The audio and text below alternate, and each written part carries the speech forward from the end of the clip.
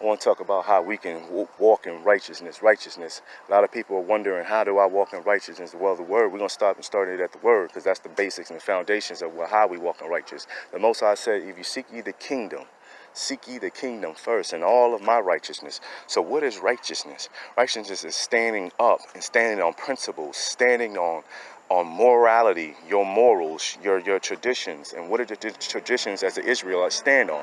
It is the word.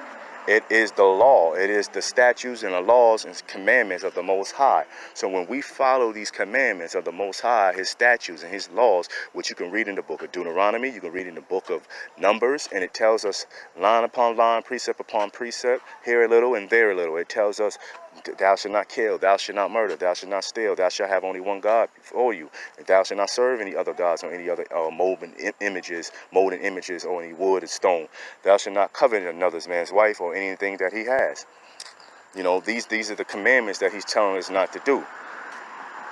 He tells us these things for a reason. So when we're following these things, and then he has other ones that we have to keep the laws and the statutes, commandments. There's certain foods that we cannot eat. There's certain things that we cannot drink or partake in. There's certain things that we cannot do.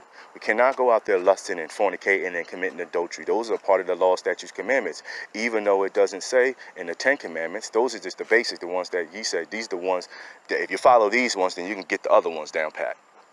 You know, if you're not coveting after another man's wife, then you ain't going to want to go commit adultery. You know, if you're putting the Most High first, then you're not going to go worshiping other idols, you know. And then he explains to us what idols are. He explains to us, don't go after other idols. Don't go after money. He said, you can't serve money in me. He said, don't go after money. Don't go after these graven images. Don't try to make no stones, no crosses, no woods, no any of that. Don't carve no angels out. Don't do any of that and put them up on your little desk. Don't do any of those things. That is the way we walk in righteousness. That's what he's speaking of, what righteous looks like. A righteous person looks like. They didn't say a spotless, clean person, but a righteous person walks in love.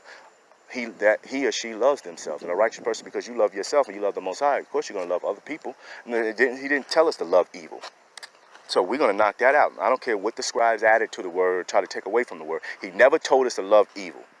He didn't tell us to love evil people. A lot of people say, well, he told us to love our enemies. That's not what he's talking about. He's talking about in your own nation. The Most High, if that was the case, the Most High would have told the Israelites to go and slaughter those other nations if he told them to love their enemies. Because he would have been like, look, love your enemies, because you just going to have to learn to love with them and live with them. That doesn't know, because if you loving your enemies, then what's going to happen is you're going to start to emulate, and you're going to start to assimilate into their ways and their lifestyles and their traditions. Then you're going to start to pick up on what it is that they do and those wicked ways that how they live. And that's not walking in righteousness. He would not tell you to love evil people and unrighteous people and then live like them if they're going to take you away from him and have you sinning and have you in sin and living in sin. Then now he has to turn his face from you. And then what happens if you die in sin? Now you can't make it into heaven. You can't make it because you decided you're going to love your enemy and when you love your enemy, you're going to love their ways as well. Then you're going to follow their ways as well.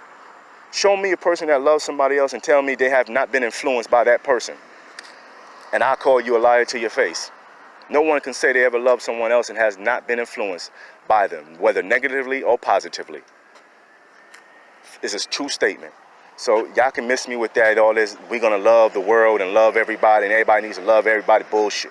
We're not loving them. How can lightness and darkness be in the same space? It can't not be. You can't love Satan's descendants and his children and be a child of the Most High. We are natural born enemies. And it's always going to be that way. So that's what he's saying. We get back to it, righteousness. So we need to walk in righteousness. Righteousness brings us into a further understanding of who we are. Righteousness has us in a position of healing and love and power. When we walk in righteousness, we're able to stand up as kings and queens. When we're walking in righteousness, we're able to walk with our heads high. When we're walking in righteousness, people see the gold, the jewelry, the worth on us without seeing diamonds in our ears and necklaces on our chain and diamonds in our mouths. We don't need that. When we're walking in righteousness, we shine as a diamond. We shine brighter than a diamond. We shine bright as the sun. We are illuminating the light of the Most High, of Yahushua, who is the Messiah inside of us. That is righteousness. When we're walking in love and purity, and when we're not sinning, and we're not walking around impure, and we're abstaining from sex, and unless it's with your wife, is with the wife that you have chosen to marry. When we're abstaining from that, we're walking in purity. We're walking in light. We're walking with a sound mind. He said, I give you a sound mind, a mind of peace, a mind of righteousness. And we're walking with our minds righteous and our hearts righteous and our body is righteous because we're not defiling the temple. Then we're walking in pure righteousness. And when we do that, the Most High said that I will lift you up above every nation and all nations will see you. They will see you. You won't need fame. You won't need a television set. You won't need to be an actor. You won't need to be an actress. You won't need clout. You won't need any of that. People will partake and they will pay attention to you because you're walking in righteousness. You will stand out. You will stand out. It's like someone turning on a light in a dark alleyway. You're going to see that light there. In this dark world, we stand out when we walk in righteousness. So I want to let y'all know, I want to encourage you, man, and ladies and gentlemen, to walk in righteousness. Walk. Laugh in righteousness. Live in righteousness. Walk in righteousness. Eat in righteousness. Think in righteousness. Sing, live in righteousness. Because this is the calling that the Most High has called us to. This is the calling, to live and walk in righteousness. This is the purpose.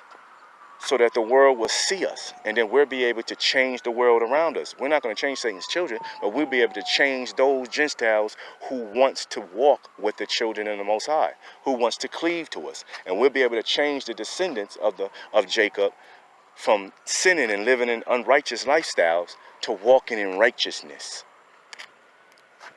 Till next time, stay motivated. I want to talk about how we can walk in righteousness. A lot of people are wondering, how do I walk in righteousness? Well, the word